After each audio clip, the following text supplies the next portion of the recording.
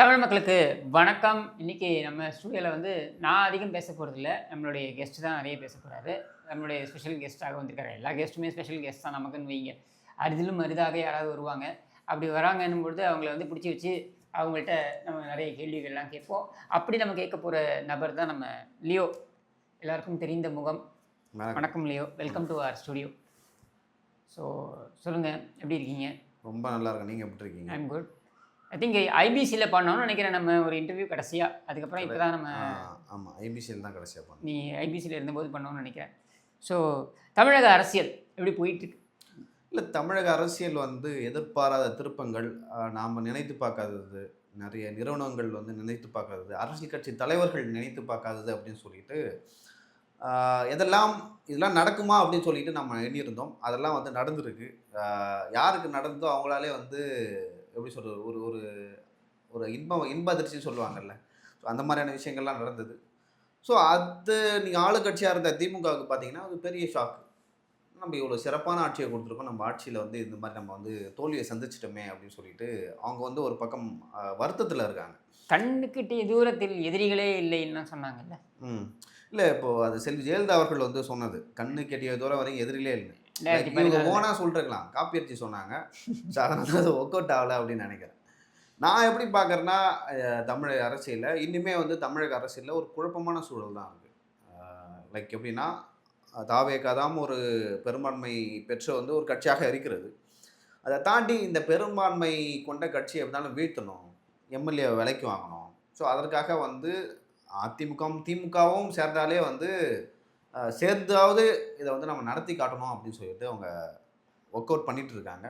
உங்களுக்கு தெரியும், அதை தொடர்ந்து தான் அந்த திருநாவுக்கரசு கைது செய்யப்பட்டார். அதன் பிறகு நிறைய அமைச்சர்கள் மேலே, ஏன்னா அந்த ஆப்ரேஷன் யார் மூலமாக பண்ணாங்கன்னா, எந்த அமைச்சர்களுக்கெல்லாம் அதிகமாக பணம் இருக்கோ அந்த அமைச்சர்கள் மூலமாக பண்ணாங்க. ஃபார் எக்ஸாம்பிள், ஏவாவேல் அவர்கள் மேலே வழக்கு போடப்பட்டது, செந்தில் பாலாஜி அவர்கள் மேலே வழக்கு போடப்பட்டது. அனிதா ராதாகிருஷ்ணன் அவர்கள் தொடர்ந்து தமிழக முதல்வருக்கு எதிராக பேசினார். அவரும் இந்த ஆப்ரேஷனில் இருக்காராம். குறிப்பாக இங்கேருந்து அதிமுகவிலேருந்து அதிமுகவில் இந்த மதுரவாயரில் பெஞ்சமின் இருக்கார்ல, முன்னாள் அமைச்சர் அவர்கள், அவரெல்லாம் திமுக வந்ததுக்கு முக்கிய காரணம் அவர் அனிதா ராதாகிருஷ்ணன் தான். அதே போல் அனிதா ராதாகிருஷ்ணன் அவர்கள் தென் தமிழகத்தில் இருக்கிற சில தாவேகா எம்எல்ஏர்களும் பேச்சுவார்த்தையில் ஈடுபட்டிருக்கார்.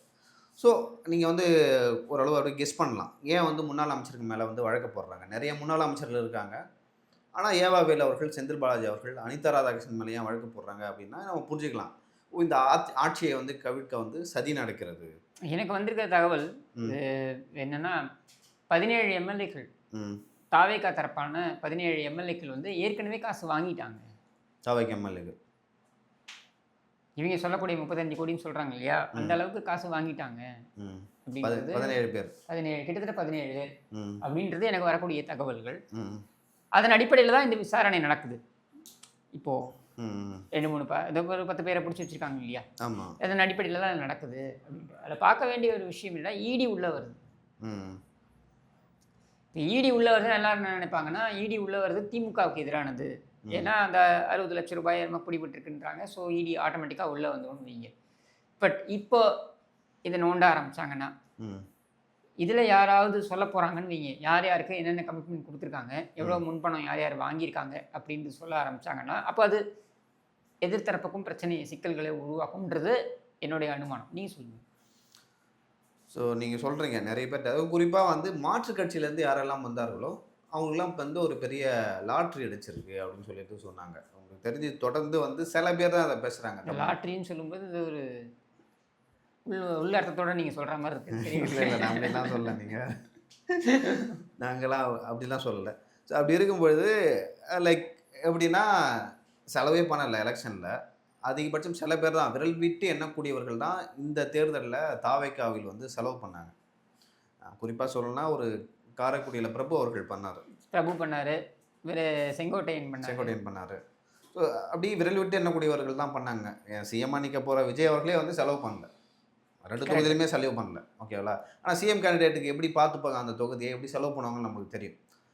அப்படிலாம் இருக்கும்பொழுது நம்ம செலவே பண்ணாமல் வந்துட்டோம், எம்எல்ஏ ஆகிட்டோம். இங்கே நமக்கு எம்பி சீட்டு, மினிஸ்டர் பொறுப்பு கொடுக்கல, வேறு எந்த பொறுப்பும் கொடுக்கல. சம்மந்தமே இல்லாத சின்ன சின்ன பசங்கள்லாம் கொடுக்குறாங்க. நாம் இங்கே எப்படி வந்து செஷன் பண்ணுறது, என்ன நம்மளால சம்பாதிக்க முடியும், இவங்க வேற வந்து லஞ்சமே இல்லாத அரசை நடத்த போகிறாங்க அப்படின்னு சொல்லிட்டு நிறைய பேர் மாற்றுக் கட்சியிலேருந்து வந்தவங்க தான் நிறைய பேர் வந்து போயிருக்கிறதா சொல்கிறாங்க. அதே போல் தாவேக்காவில் ரசிகர் மன்றத்தில் இருந்தாங்க தொடக்கத்தில் இருந்தே. அவர்களுக்கெல்லாம் நிறைய பேர் வந்து வருத்தத்தில் இருக்கிறதா சொல்கிறாங்க. ஏன்னா நான் வந்து 25 வருஷமாக ரசிகர் மன்றத்தில் இருக்கோம். அப்படி இருக்கும்போது நேற்று வந்த பசங்களுக்கெல்லாம் வந்து நீங்கள் அமைச்சர் பதவி கொடுக்குறீங்க. குறிப்பாக வந்து அவங்க அமைச்சர் கீர்த்தனா மேலே வந்து கொஞ்சம் வருத்தத்தில் இருக்கிறாங்க. ஆமாம், அவங்க வெளியே எதிர் கேம்ப்லேருந்து வந்தவங்க தானே. எதிர் கேம்ப்லேருந்து வந்தவங்க கட்சியில் வந்து லேட்டாக சேர்ந்தாங்க. அவங்களுக்கு வந்து சீட்டு கொடுத்ததும் இல்லாமல் லைக் அமைச்சர் பதவியும் நீங்கள் கொடுத்துருக்கீங்க. அப்போ நான் இத்தனை வருஷம் வந்து இந்த இயக்கத்துக்கும் கட்சிக்கும் வந்து எதுக்கு உழைக்கணும் அப்படின்னு சொல்லிட்டு சில பேர் மன வருத்தத்தில் இருக்காங்க. பட் அவர்கள் அந்த பக்கம் போவாங்களா இல்லையான்னு சொல்லிட்டு எனக்கு ஒரு தகவல் இருந்துச்சு. ம் இவர் சி விஜயபாஸ்கர் ம் அவர் இங்கேருந்து போனார் இல்லையா, ஆமாம் நம்ம ஆதவ அர்ஜுனா போய் பார்த்துருக்காரு. ம் இது நமக்கு வந்து தகவல். ம் 1 மணி நேரம் காக்க வச்சிருக்காரு அவர் ஆதவஜன். சி விஜயபாஸ்கரை. ம் காக்க வச்சுட்டு அதுக்கப்புறம் உள்ளே கூப்பிட்டு ம் 3 நிமிஷம் கூட பேசுகிறேன். அந்த அளவுக்கு தான் இவங்களுக்கான ரெஸ்பெக்ட் இருக்குது அப்படின்றது. இதை வந்து இப்போது மற்றவங்க இங்கேருந்து அனிதா ஆகணும்னு நினைக்கிறாங்க இல்லையா, ம் அவங்க எல்லாருக்குமே இது ஒரு எச்சரிக்கை மணியாக இது பார்க்கப்படுகிறது. நான் தப்பு சொல்லலை அதை. ம் ஏங்க அவங்க இப்படி தானே யோசிப்பாங்க. 2 வருஷம் நான் தானே வந்து கட்சியை தூக்கி பிடிச்சேன். ஆதவர்ஜுனா அவர்களுக்கே அப்படின்னா அந்த கட்சியில் தொடக்கத்தில் தான் இருக்காங்கல்ல. இப்போ லோயலாமணிலாம் நான் காலேஜ் படிக்கும்போது ப்ரோட்டஸ்ட் பண்ணோம். ப்ரோட்டஸ்ட் பண்ணி ரொம்ப எப்படி சொல்கிறது வைப்ரண்ட்டாக இருக்கும். அந்த டைமில் லோயலாமணி போய் விஜயை பார்க்குறாரு. விஜய் ரசிகர்கள் நட்பு மன்றத்தில் நான் இருக்கேன், விஜய் போய் பார்ப்பேன் அப்படின்னு சொல்லிட்டு அந்தளவுக்கு லோயலானாங்களே லோயலாமணி. நிறைய பேர் இன்றைக்கி வந்து பேசுகிறாங்க லோயலாமணிக்கு ஏன் அந்த பதவி கொடுக்குறாங்கன்னு சொல்லிட்டு. அப்போ லோயலாமணிக்கு எப்படியே இருக்கும், லோயலாமணி அவர்களுக்கு வந்து அந்த பதவி ஏன் கொடுத்தாங்கன்னா அவருக்கு சீட்டு கொடுக்கல, சீட்டு கொடுத்துட்டு திரும்ப பெறப்பட்டது. அது ஊட்டி கொடுத்தாங்கன்னு நினைக்கிறேன், கொடுத்துட்டு திரும்ப பெறப்பட்டது. அப்புறம் எலெக்ஷனும் வந்து கண்ணு கட்டிய தூரம் வர நமக்கு தெரியல, திரும்ப எப்போ எலெக்ஷன் வரும்னு தெரியல, பார்லிமெண்ட்டில் கொடுக்க போகிறாங்களா இல்லையான்னு தெரியல. மேயருக்கு வந்து ஒரு பெண்ணை தான் வந்து நிற்க வைப்பாங்க அப்படின்னு சொல்லிட்டு நிறைய பேச்சுக்கள் இருக்குது. அதனால் வந்து சரி பாடநூல் கழகத்தில் வந்து நீங்கள் இருங்க இயக்குனரா அப்படின்னு சொல்லிட்டு சொன்னாங்க. ஸோ அந்த மாதிரி கட்சியில் நிறைய பேர் இருப்பாங்க. அது என்ன ஆதவர்ஜுனா அவர்கள் ஏன் அப்படி நிற்க வச்சிருப்பாருன்னு நான் நினைக்கிறேன்னா ஒரு இன்செக்யூரிட்டி. கட்சியில் நான் தான் சொல்லிட்டு ஒரு 4-5 பேர் தான் வந்து டிசிஷன் எடுக்கக்கூடியங்க. ஜான் ஆரோக்கியசாமி அவர்கள், அதே போல் ஆதவ் அர்ஜுன் அவர்கள், விஜய் அவர்கள் அஃப்கோர்ஸ் அவர் இருப்பார். அதுக்கப்புறம் வந்து இன்னும் சில பேர், அவர் ஜெகதீஷ் இருந்தாலும் இருப்பார். அவர் கட்சியில் ரெட்டி வந்து இருக்காருன்றாங்க. விஷ்ணு ரெட்டி அவர்கள் வந்து எனக்கு எப்படின்னு தெரியல. பட் பொலிட்டிக்கலாக வந்து விஷ்ணு ரெட்டி அவர்களுக்கு வந்து என்ன தெரியும்னு எனக்கு தெரியல. விஷ்ணு ரெட்டி அவர்கள் வந்து இந்த மேல் மட்டத்தில் ஏதாவது பார்ப்பார். இப்போ ஆதவர்ஜுன் அவர்களுக்கு ஸ்ட்ராட்டஜி தெரியும், ஒரு அரசியல் கட்சி எப்படி நடத்தணும்னு தெரியும். விஷ்ணு ரெட்டி அவர்களுக்கு வந்து அது தெரியுமான்னு தெரியல. தெரிஞ்சிருந்தால் அவர் முன்னாடியே கட்சியில் ஏதாவது பதவி வாங்கிட்டு வந்திருப்பார். இன்ஃபேக்ட் ஆதவ அர்ஜுன் எனக்கு தெரிஞ்சு அதிமுகவில் ஒரு முக்கிய பிரமுகர், பேர் சொல்ல விரும்பலன்னு வைங்க, அவர் கூட ஒரு 6 மீட்டிங் நடத்தினார் அதிமுகவில் சேர்றதுக்காக. அப்புறம் சரிப்பட்டு வராது அப்படின்ற ஒரு முடிவுக்கு வந்தாங்க. ஆதவ அர்ஜுன் ஆக்சுவலி தாவேகாக்கு அனுப்பப்பட்டது பிரசாந்த் கிஷோரால். எதுக்காக அனுப்பப்பட்டது அப்படின்னு பார்த்தீங்கன்னா, அதிமுக தாவேகா கூட்டணியை கொண்டு வரணுன்றதுக்காக தான் அவர் வந்து ஒரு பாலமாக இருப்பார் அப்படின்னு இது பண்ணி தான் கொண்டு போனது. அங்கே போயிட்டு என்னமோ I am more loyal than the others அப்படின்ற மாதிரி அவர் காமிச்சிக்கிறார். எப்போ இவர் தான் வந்து ஐடென்டிஃபை பண்ண மாதிரியும் இவரால் தான் அவர் முதலமைச்சரான மாதிரியும் ஒரு பில்டப்பை இவர் கொடுத்துக்கிறார். ஆக்சுவலி ஃபேக்ட் தான். ஆக்சுவலாக நீங்கள் சொல்கிறது உண்மை தான். நிறைய மாற்றுக் கட்சியிலேருந்து போகிறாங்கல்ல, குறிப்பாக அதிமுகலேருந்து போகிறவங்க திமுகலேருந்து ரொம்ப ரேராக தான் எடுக்கிறாங்க ஆட்களை. அதுக்கப்புறம் அமமுகலேருந்து சில பேர் வந்து போகிறாங்க. நாம் தமிழ்லேருந்து விரல் விட்டு எண்ணக்கூடியவர்கள் தான், ரொம்ப சில பேர் தான். நிறைய பேர் வந்து வருஷக்கணக்கில் வெயிட் பண்ணிகிட்டு இருக்காங்க நம்ம வந்து தாவேக்காக்கு போகணும் நாம் தமிழ்லேருந்து. ஆனால் யாருமே ஆமாம் எனக்கு தெரிஞ்சு நிறைய பேர் இருக்காங்க, என்கிட்டே பேசியிருக்காங்க. பேர்லாம் சொல்ல வரும்ல, என்கிட்டே பேசியிருக்காங்க. ஆக்சுவலாக அது என்ன ஒரு அண்டர்ஸ்டாண்டிங்னா, அவர் சீமான் அவர்களுக்கும் ஜான் ஆரோக்கியசாமி அவர்களுக்கும் இருக்க அண்டர்ஸ்டாண்டிங். ஏன்னா ஜான் ஆரோக்கியசாமி ஏற்கனவே சீமான் அவர்களுக்கு வந்து ஒர்க் பண்ணார். ஏன்னா லோ பட்ஜெட்டில் ஜான் ஆரோக்கியசாமி வந்து சூப்பராக ஸ்ட்ராட்டஜி பண்ணுவார். ஓகேங்களா, இது டேலண்டட் பர்சன். ஜான் பொறுத்த வரைக்கும் பார்த்தீங்கன்னா, அவர் எங்கெல்லாம் யார் யாருக்கெல்லாம் ஒர்க் பண்ணியிருக்காரோ அங்கெல்லாம் அவர் வந்து அவருடைய பெஸ்ட்டை அதை கொடுத்துருக்காரு. ஆமாம், அந்த பட்ஜெட்டில் தான் பண்ண முடியும். ஓகேங்களா, அந்த மாதிரி யாராவது நாம் தமிழ்லேருந்து வராங்கன்னா ஜான் ஆரோக்கியசாமி அவர்கள்ட்ட சொல்கிறாங்கன்னா ஜான் ஆரோக்கியசாமி அவர்கள் சீமான் அவர்களிடம் வந்து சொல்கிறாரு அப்படின்னு சொல்லிட்டு சொல்கிறாங்க. அதனாலே வந்து ஜான் ஆரோக்கியசாமி நிறைய பேரை வந்து இல்லை வேணாம் நாம் தமிழ்லேருந்து வந்தால் வேணாம் அப்படின்னு சொல்லிட்டு தடுத்து நிறுத்தினாங்க. ஸோ அப்படி போகிறவங்களாம் வந்து அப்படியே தடுத்து வைக்க போகிறார்கள். பதவி எதுவும் கொடுக்கறது இல்லை. முதல்ல வந்து நீங்கள் கட்சிக்கு ஒர்க் பண்ணுங்கள், செலவு பண்ணுங்கள், அதன் பிறகு வந்து நாங்கள் கட்சியில் வந்து பொறுப்பு கொடுக்குறோம் அப்படின்னு சொல்லிட்டு நிற்க வைக்கப்படுகிறார்கள். இவங்க என்ன நினச்சிக்கிட்டாங்கன்னா, நாம் தாவேகாவில் இருக்கும் அமைச்சர்கள், நிர்வாகிகளுக்கு வந்து எதுவுமே தெரியாது. நாம் போய் எப்படி சம்பாதிக்கிறதுன்னு சொல்லிக் குடுக்கலாம். நாம போய் வந்து எப்படி கட்சி நடத்துறத வந்து சொல்லிக் குடுக்கலாம் அப்படின்னு சொல்லிட்டு போறாங்க. அவங்க என்னன்னா அப்படியே நிக்க வைக்கிறாங்க. இங்க 5 வருஷம் அவங்க சொல்றது நியாயம் தானே. ம், கடம்பூர் ராஜு போயிருக்காருங்க. ம், போனாருன்னா வட்ட செயலாளர் கூட்டு வா, நீ ஏன் தனியா வரேன்னு கேட்டாராம் மாவட்ட செயலாளர். ம். கடம்பூர் ராஜுவை பார்த்து, ஒரு முன்னாள் அமைச்சர் அவரை பார்த்து, நீ அப்படிலாம் எங்களை வந்து பார்க்க முடியாது எங்கள் கட்சியில், நீ போய் வட்ட செயலாளர்லாம் கூட்டுவாங்க, இந்த ஒன்றிய செயலாளர்லாம் கூட்டுவாங்கன்றான். சரியா? இது அங்கே ரெகுலராக இல்ல நடக்கக்கூடிய. நீங்க அதிமுகல கடம்பூர் ராஜு அப்படி இருக்காருன்னு வச்சுங்களேன், மாற்று கட்சி நான் போய் சேரனா என்ன கடம்பூர் ராஜு அப்படி தான் பார்ப்பாரு. ஓகேங்களா? கரெக்டு, அது நான் ஒத்துக்கிறேன். ஆ, ஸோ இது இவங்க புரிஞ்சுக்கணுன்ற நான். சரி, நீ அங்கே போகும்போது நீங்கள் என்னன்னா அவன் நீங்கள் சொன்னீங்கல்ல 25 வருஷம் ரசிகர் மன்றத்தில் இருந்து உழைச்சவங்கள, அப்போ அவனுக்குலாம் தானே முக்கியத்துவம் தரணும். ஆமா, அந்த உழைப்போடைய பலனை தானே இன்னைக்கு வந்து இவங்க வந்து உட்காந்துருக்காங்க அப்படின்னும் ஆமா, பொழுது அந்த உழைச்சவங்களுக்கு மரியாதை முக்கியத்துவம் கொடுத்தனா. ஆமா. குடுத்துதான். ஸோ ஒரு இன்செக்யூரிட்டி வந்து எல்லாருக்குமே இருக்கு தாவேக்கால. அது மாற்று கட்சியிலேருந்து வந்தவங்கல்ல. ஸோ அவங்களுக்கு எல்லாத்துக்குமே ஒரு இன்செக்யூர் இருக்கு. ஸோ அதனால தான் வந்து நிறைய பேரை வந்து மதிக்கிறது இல்ல, காக்க வைக்கிறது. அதேபோல இவங்களுக்கு வந்து இப்போ பொறுப்பு கொடுக்கக்கூடாது அப்படின்னு சொல்லிட்டு தலைமையிலேருந்தும் அறிவுறுத்தப்பட்டு இருக்கிறது இவங்களும் சொல்லியிருக்காங்க. உறுப்பினர் அட்டையை 2 கலர் கொடுத்துருக்காங்களா? புரியல. உறுப்பினர் அட்டையை ஆ, 2 கலர் தெரியும்ல. தெரியாது. மஞ்சள் கலர் வந்து இது இப்போ வந்தவங்கன்னு நினைக்கிறேன். வெள்ளை கலர் உறுப்பினர் அட்டை வந்து படசி ஏற்கனவே தேர்தலுக்கு முன்னாலே இருந்தவங்க ம். அப்படின்னு கொடுத்துருக்காங்க. 2 இது கொடுக்குறாங்க. இப்போ நான் வந்து உறுப்பினரா பதிவு பண்ணுறேன்னா எனக்கு எல்லோ கார்டு. Yellow card. முன்னாடி இருந்தீங்கன்னா வெள்ளை, தேர்தலுக்கு முன்னாடி இருந்தீங்கன்னா உங்களுக்கு வேற ஒரு கலர் ஓ! இப்போ ஈஸியாக தெரிஞ்சிடும் எப்போ இதுக்கு வந்தாங்க அப்படின்ட்டு. இப்போ இந்த வேறுபாடை கொண்டு ம், வரும்பொழுது நல்லா தெரிஞ்சுக்கலாம். நீங்கள் அந்த they are distinguishing and saying எந்த கட்சியிலும் இந்த மாதிரி கிடையாது. ம், போனீங்கன்னா ஒரு உறுப்பினர் அட்டை தான். ம், இன்றைக்கி சேர்ந்தாலும் சரி, நீங்கள் 50 வருஷமாக இருந்தாலும் சரி, துரைமுருகனுக்கும் அதே உறுப்பினர் அட்டை தான் இருக்கும் திமுகவில். ம். இன்றைக்கி நீங்க போன பன்னீர்செல்வத்துக்கும் அதே உறுப்பினர் அட்டை தான் இருக்கும். ஆமா.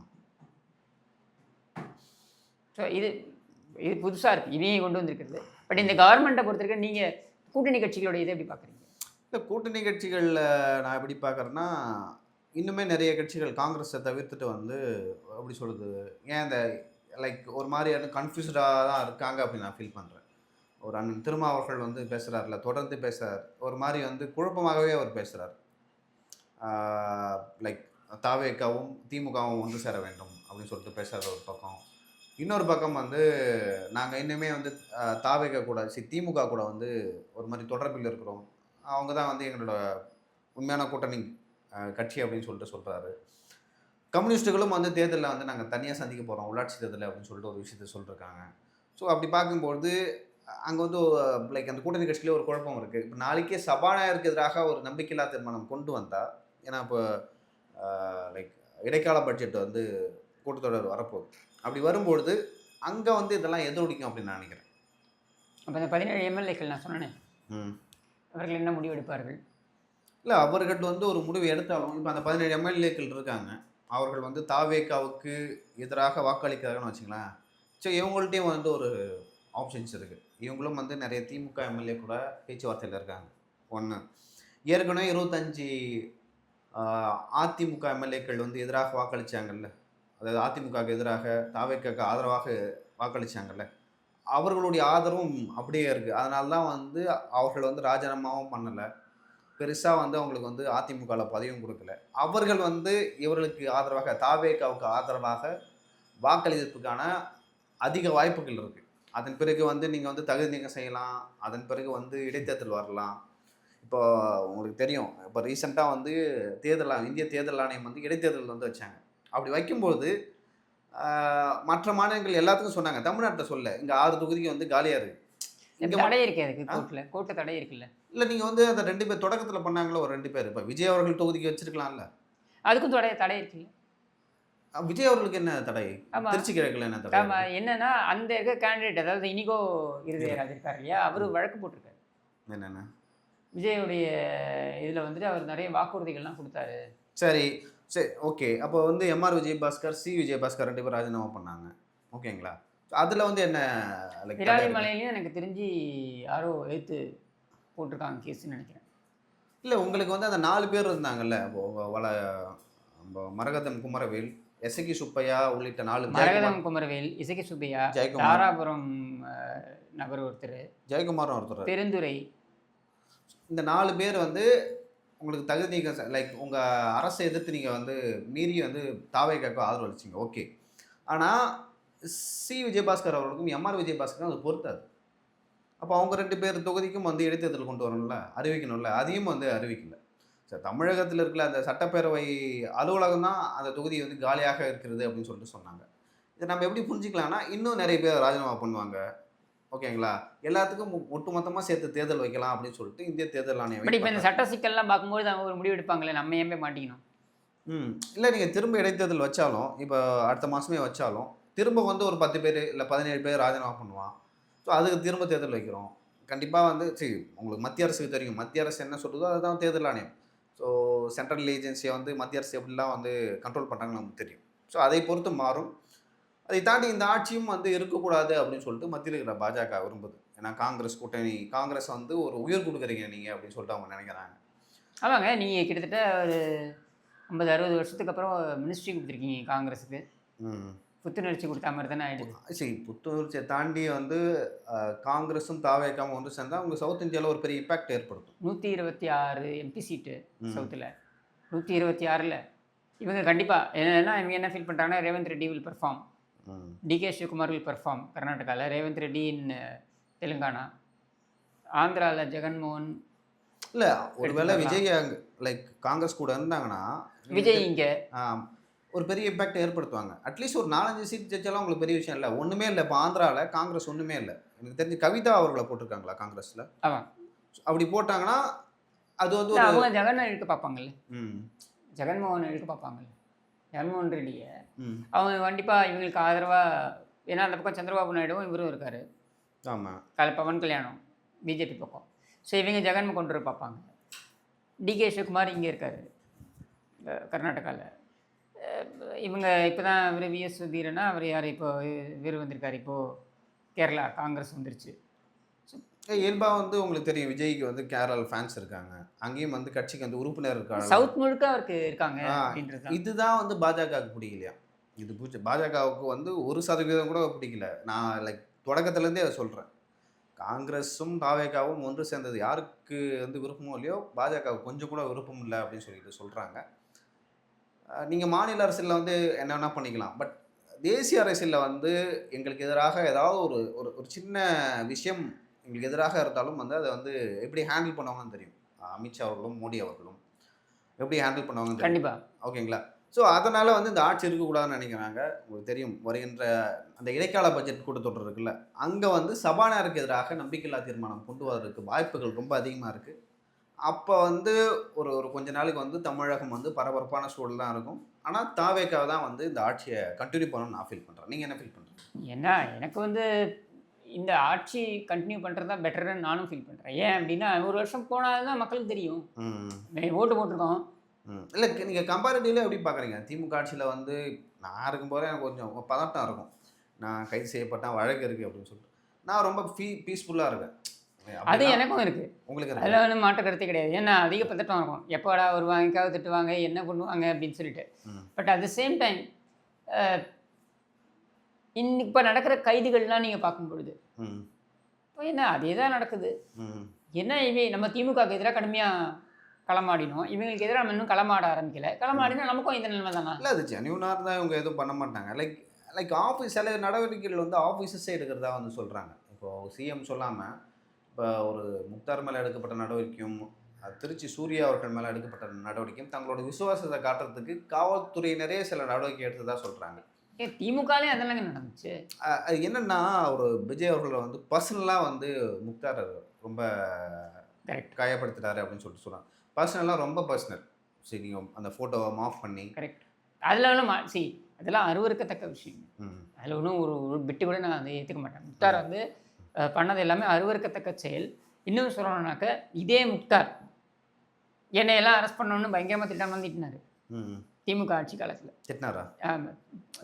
என்னை வந்து அரெஸ்ட் பண்ணணுன்னு திட்டமெல்லாம் திட்டினார், பிளான்லாம் பண்ணார். சரியா, இவருக்கு 3 போலீஸ் வேறு பாதுகாப்பு கொடுத்துருந்தாங்க. அந்த போலீஸ் என்ன வேலை பண்ணுவாங்கன்னா, வீட்டில் போய் இவர் காய்கறி வாங்கிட்டு வர சொன்னால் வாங்கிட்டு வருது, இதெல்லாம் அவங்க பண்ணிட்டு பாவம் பண்ணணும். வேறு வழி இல்லாமல். இதெல்லாம் நடந்தது. நான் எதையுமே நியாயப்படுத்தலை. முக்தார் அப்படின்ற கேரக்டர் வந்து or I will say characterless person. I won't call him a man of character. But குண்டர் சட்டம் போடுறதா இருக்கட்டும், இந்த மாதிரியான விஷயங்கள்லாம் எனக்கு உடன்பாடு கிடையாது. I don't get into it because end of the day நமக்கு பிடிக்காத ஆளாக இருந்தாலும் கருத்து சொல்கிறதுக்கு நீ அது ஆபாசமான கருத்தாகவே இருக்கட்டுமே. இல்லை லைக் அரெஸ்ட் பண்ண கூட என்னால் ஏற்றுக்க முடியுது, ஓகே. ஏன்னா நீங்கள் ஃபோட்டோவை மாஃப் பண்ணக்கூடாது. லைக் ஒரு பொண்ணோட ஃபோட்டோ வந்து மாஃப் பண்ணக்கூடாது, அது வந்து தவறு. பட் இல்லைன்னா அந்த பெண்ணை பற்றி அவங்க குழந்தைங்களை பற்றி பேசிக்க கூடாது. ஆமாம், அது தப்பு தான். அவர் சிஎம்மோட ஃபோட்டோவும் மாஃப் பண்ணாங்க அவங்க.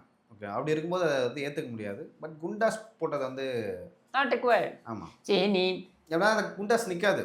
போர்டுக்கு போனாவே அந்த குண்டாஸ் வந்து உடஞ்சிடும். ஏன்னா போர்டில் வந்து சில நல்ல அதிகாரிகளும் இருப்பாங்க, ஓகேங்களா. நீங்கள் வந்து அதை லைக் உயர்நீதிமன்றத்துக்கு போகும்போது ஈஸியாக அது உடையும். இன்னொன்று 95% 90% மேலே நான் சொல்கிறேன், குண்டர் சட்டம் எல்லாமே உடைய தானே செய்யுது. இப்போ நோட்டீஸ் கொடுத்துருக்காங்களா? ஆமாம், ஃபஸ்ட் வீக்கில் வரப்போகுது. ஆகஸ்ட் ஃபஸ்ட் வீக்கில் வரும்னு நினைக்கிறேன். ஆகஸ்ட் ஃபஸ்ட் வீக்கில் வந்து திருப்பி 2 வாய்தா வாங்குவாங்க. செப்டம்பருக்குள்ளே வெளில தானே வரப்போகிறார். ஆமாம், இதான் நடக்க போகுது. எனிவேஸ் நிறைய விஷயங்களை பேசணும், இன்னும் தொடர்ந்து பேசுவோம். கரண்ட் அஃபேர்ஸு, பொலிட்டிக்கல் கண்டிப்பாக அஃபேர்ஸு பேசலாம், கண்டிப்பாக நிறைய பேசுவோம். தேங்க்ஸ் ஒன்ஸ் அகெயின் எங்களுடைய ஸ்டுடியோக்கு வந்ததுக்கு நன்றி. நன்றி.